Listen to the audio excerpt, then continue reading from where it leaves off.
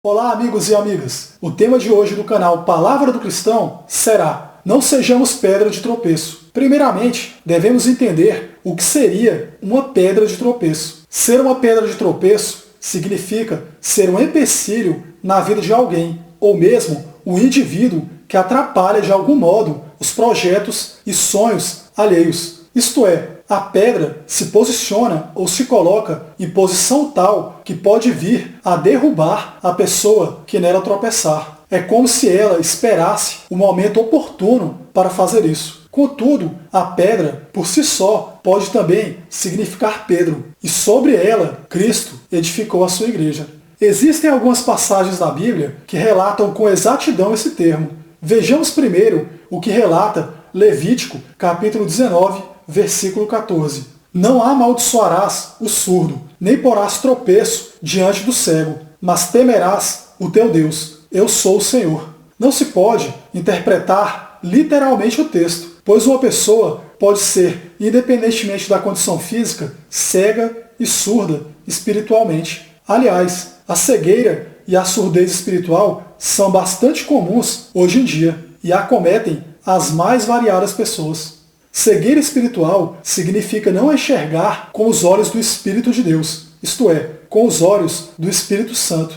Assim, pessoas que se valem muito mais da razão ou da emoção, deixando de lado o espiritual, geralmente se tornam cegas espiritualmente. Do mesmo modo, ser surdo espiritualmente significa não ouvir a voz de Deus, ou o que Ele tem a nos dizer. De tal modo, agiremos por impulso ou por livre vontade. A segunda passagem que se refere ao tema é encontrada em Mateus capítulo 16, versículos 21 a 26. Ali está escrito: desde aquele momento, Jesus começou a explicar aos seus discípulos que era necessário que ele fosse para Jerusalém e sofresse muitas coisas nas mãos dos líderes religiosos, dos chefes dos sacerdotes e dos mestres da lei, e fosse morto e ressuscitasse no terceiro dia. Então Pedro, chamando-o à parte, começou a repreendê-lo, dizendo: nunca, Senhor, isso nunca te acontecerá. Jesus virou-se e disse a Pedro: para trás de mim, Satanás, você é uma pedra de tropeço para mim, e não pensa nas coisas de Deus, mas nas dos homens. Então Jesus disse aos seus discípulos: se alguém quiser acompanhar-me, negue-se a si mesmo, tome a tua cruz e siga-me, pois quem quiser salvar a sua vida, a perderá. Mas quem perder a vida por minha causa, a encontrará. Pois que adiantará ao homem ganhar o mundo inteiro e perder a sua alma? Ou o que o homem poderá dar em troca de sua alma? A partir desse texto, concluímos que Pedro, talvez movido pelo sentimento e pela admiração que tinha por Jesus, o repreende. Cristo imediatamente coloca Pedro em seu lugar e o chama de pedra de tropeço. A simples menção a um Salvador crucificado era por si só um grande problema para os judeus, pois ia totalmente contra a crença que eles tinham a respeito do Messias. Cristo, em outras palavras, era a pedra de tropeço para os judeus, pois era uma ameaça à sua crença.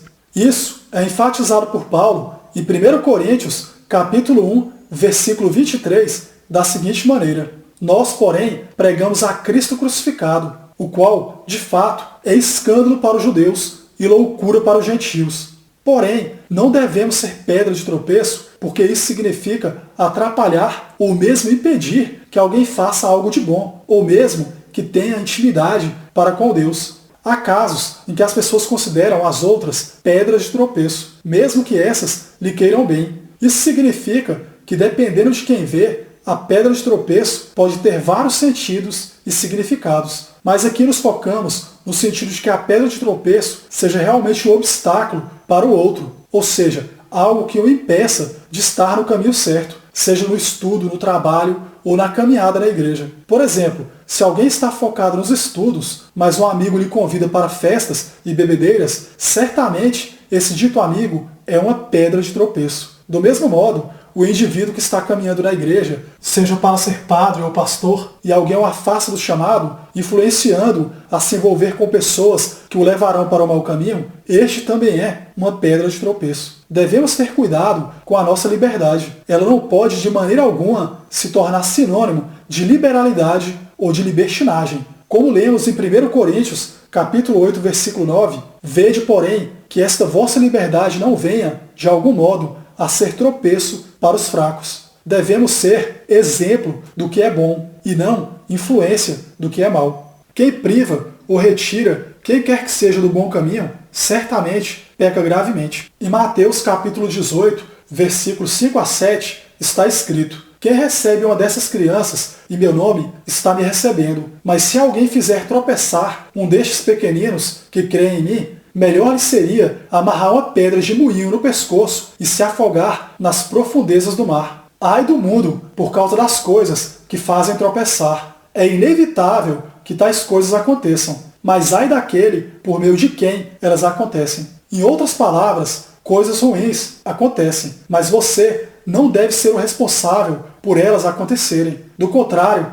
você se tornará uma pedra de tropeço. Podemos entender esse contexto metaforicamente na passagem de Mateus, capítulo 18, versículos 8 a 9, no qual está escrito: portanto, se a tua mão ou teu pé te escandalizar, corta-o e atira-o para longe de ti. Melhor te é entrar na vida coxo ou aleijado do que, tendo as duas mãos ou os dois pés, serem lançados no fogo eterno. E se o teu olho te escandalizar, arranca-o e atira para longe de ti. Melhor é te entrar na vida com um só olho do que, tendo dois olhos, seres lançado no fogo do inferno. Portanto, deixemos de julgar uns aos outros. Em vez disso, façamos o propósito de não colocar pedra de tropeço ou obstáculo no caminho do irmão. É o que nos ensina o livro de Romanos, capítulo 14, versículo 13. Isso é também honrar os mandamentos, que se resumem em amar a Deus sobre todas as coisas e ao próximo como a nós mesmos.